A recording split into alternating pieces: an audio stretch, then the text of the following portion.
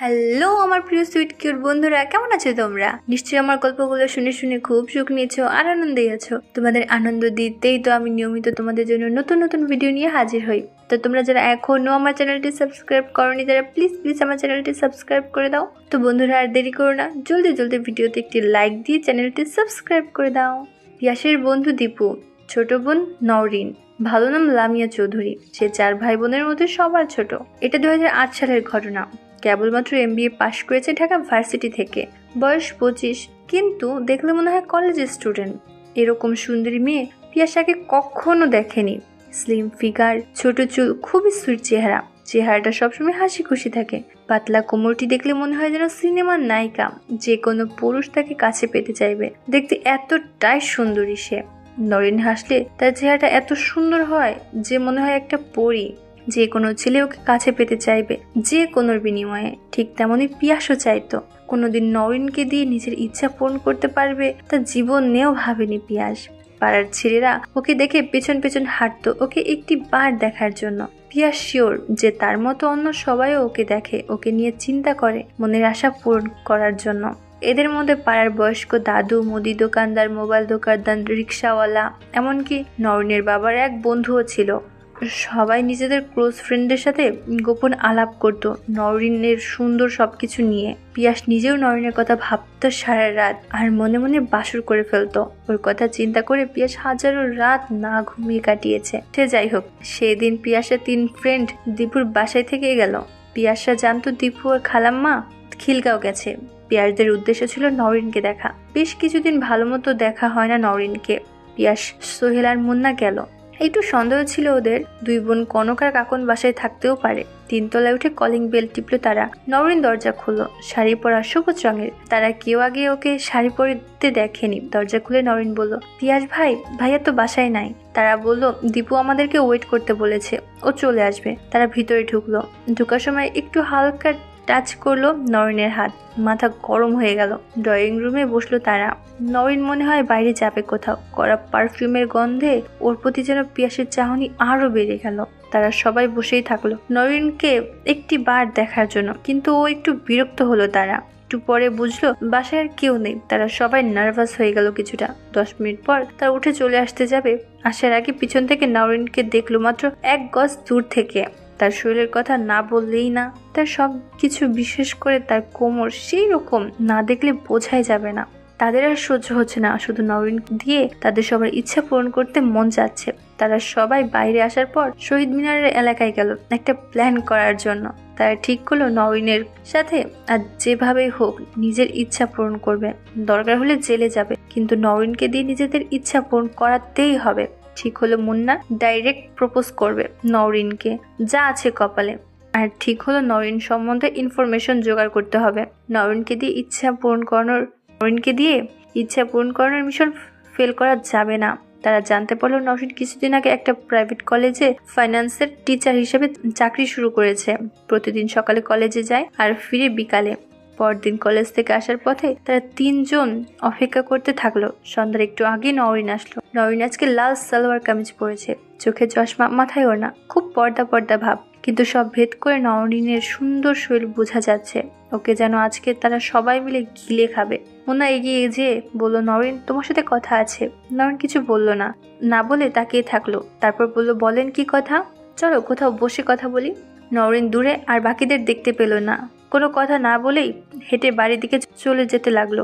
তারা তাকিয়ে দেখতে থাকলো। নরিন তাদের অবজ্ঞা করে চলে গেল। কয়েকদিন পর পিয়াস শুনলো তাদের আরেক ফ্রেন্ড রশিদ দুবাই থেকে আসছে। তারা খুব খুশি হলো, কারণ রশিদ খুব ভালো মেয়ে পটাতে পারে আর সাহসী। কোনোদিন টার্গেট মিস করেনি। নরিনের বড় বোন কনককে দিয়েও কয়েকবার নিজের ইচ্ছা পূরণ করেছে। তার বুদ্ধি অনেক আর টাকাও অনেক। রশিদ আসলো পরের সপ্তাহে। পিয়াসার সবাই প্ল্যান করতে বসলো রশিদের বাসায়। রশিদের বাসা নরিনদের বাসার খুব কাছেই। রশিদের বাবা মা সবাই দুবাইয়ে থাকে। এখানে থাকে শুধু তার মামাতো বড় বোন শান্তা আর তার জামাই। তাদের কোনো বাচ্চা নাই। শান্তা পিয়াসের থেকে 4 বছরের বড়। তার সাথে রাশিদের সম্পর্ক অনেক দিনের। রশিদ শান্তার আপুর সাথে তার ইচ্ছা পূরণের অনেক ভিডিও আর ছবি দেখিয়েছে। রশিদ বলল যে নরিনকে দিয়ে নিজের ইচ্ছা পূরণের শখ তারও অনেক দিনের। সে প্ল্যান বলল, নরিন লোভী প্রকৃতির মেয়ে। নরিনকে টাকা অফার দিবে, তার আগে তাকে একটা দামি সোনার চেনও গিফট করবে, যত টাকা লাগুক রসিদ দিবে। তারপর দীপুকে ম্যানেজ করবে শান্তা আপাকে দিয়ে। প্ল্যান অনুযায়ী পরদিন বিকালে শান্তা আপার সাথে দীপুর ডেটিং করার কথা ঠিক হলো। দীপুকে শান্তা আপা ডেকে পাঠালো বিকালে। দীপু বোকার মতো ফাঁদে পা দিল। শান্তা আপা দীপুকে দিয়ে ওর মনের আকাঙ্ক্ষা পূরণ করতে লাগলো। গোপন ক্যামেরা দিয়ে রশিদ 20 মিনিটের ভিডিও রেকর্ড করলো। খুব সহজে কাজটা হয়ে গেল। তারা দীপুকে তার আর শান্তা আপার ভিডিও দেখালো আর বলল, এবার তোর সুন্দরী বোনকে আদর করতে আমাদের অনেক দিনের বাসনা মেটাবো। তাদের আত্মবিশ্বাস অনেক বেড়ে গেল। 2 দিন পর রশিদ নরিনকে ফোন করলো, এমন সময় যখন বাসায় সে একা। পিয়াসা সবাই পাশাপাশি শুনতে থাকলো। রশিদ বলল, নরিন, তোমাকে একটা গিফট পাঠালাম এই মাত্র। নরিন বলল, ও আপনি পাঠালেন? আমি তো তাই ভেবে পাচ্ছি না, এত দামি জিনিস হঠাৎ। রশিদ বলল, তুমি দামি, এজন্য দামি জিনিস, কাউকে বলার দরকার নেই। নরিন শুকনো একটা হাসি দিল, এরপর 2-1টা সাধারণ কথা বলে কথা শেষ করলো। রশিদ বলল, একটু চুপ থাকতে কিছুদিন। প্রায় 10-12 দিন চলে গেল। হঠাৎ করে তারা একদিন শুনলো নরিনের বিয়ে। তাদের সবার মাথা খারাপ হয়ে গেল। রশিদ বলল, আর দেরি না, নরিনের গায়ে হলুদ 8 দিন পরে, বিয়ে মাত্র 10 দিন পরে। পরদিন রশিদ নরিনকে রাস্তায় থামালো, প্রেমের প্রস্তাব দিল। নরিন বলে দিল বিয়ে ঠিক হয়ে গেছে। রশিদ জানতো এটাই হবে, মন খারাপের অভিনয় করে চলে আসলো। ফাইনাল প্ল্যান আগেই করা ছিল তাদের, এটাই শেষ চেষ্টা। শান্তা আপা আবারও হেল্প করবে তাদের। রশিদ শান্তা আপাকে 50,000 টাকা দিল। নরিনের গায়ে হলুদের 2 দিন আগে সকালে শান্তা আপা ফোন দিল নরিনকে, বলল রশিদ দুবাই থেকে কিছু দামি শাড়ি আনছে আর একটা তোমাকে গিফট করতে চাই তোমার বিয়েতে। তুমি দুপুর 1টার দিকে বাসায় এসো, নিজের পছন্দ করে নিয়ে যাও। নরিন প্রথমে রাজি হচ্ছিল না, পরে বলল সে আসবে দুপুরে, আর বলল রাশিদের জন্য তার নাকি খারাপ লাগছে। পিয়াসরা সবাই 11টা থেকে রাশিদদের বাসায় অপেক্ষা করতে লাগলো। প্ল্যান হলো নরিন আসলে ওরা 4 জন জোর করে ওকে দিয়ে যার যার মনের বাসনা পূরণ করবে আর 1 লক্ষ টাকা হাতে ধরিয়ে দেবে। ক্যামেরাতে রেকর্ড করে রাখবে যেন মুখ না খুলে। শান্তাপা পিয়াসদের চা দিল। 12:30 থেকে বৃষ্টি শুরু হলো। সে কি বৃষ্টি!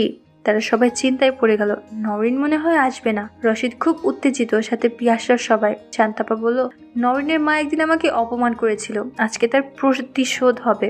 তাদের সামনে রশিদ শান্তাপার ওই দুটোতে ছুঁয়ে দিল। পিয়াসা সবাই দেখতে লাগলো আর গরম হতে লাগলো আর অপেক্ষা করতে লাগলো নরিনের সাথে মজা করার জন্য। 1টা বেজে 2টা বাজলো, নরিন আর আসলো না। শান্তাপা ফোন করলো, নো রিপ্লাই। তারা ছটফট করতে লাগলো আর 2:30টার সময় কলিং বেল বেজে উঠলো। শান্তাপা দরজার ফাঁক দিয়ে দেখে তাদের সবাইকে লুকাতে ইশারা করলো। তারা আগের প্ল্যান মতো বেডরুমে একসাথে লাগানো ড্রেসিং প্লেসে লুকালো।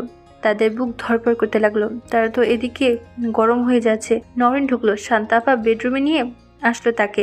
বাইরের বৃষ্টি আরো বাড়ছে। শান্তাপা নরিনকে 3টা শাড়ি থেকে বেছে নিতে বলল। নরিন কালো রঙের একটা শাড়ি নিল। শান্তাপা বলল, এটার দাম 40,000 টাকা হবে। নরিন বলল, জানি এরকমই হবে। শান্তাপা এবার কাজে নামলো, বলল, শোনো নরিন, বিয়ের আগে সব মেয়েদের উচিত একটু মজা করার, অভিজ্ঞতা নেওয়া। নরিন বলল, সে কি কথা, ছি!